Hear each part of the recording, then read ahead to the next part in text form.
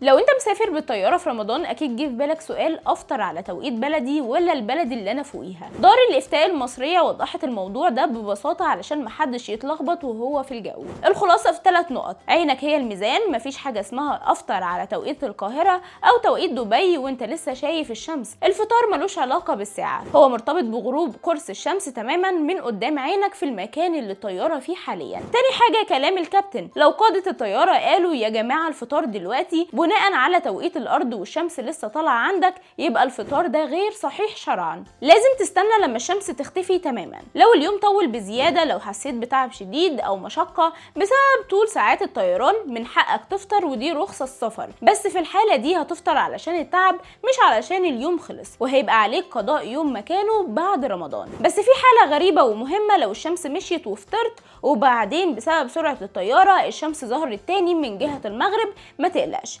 صيامك صحيح وفطارك تمام ومش مطلوب منك تمسك عن الاكل تاني.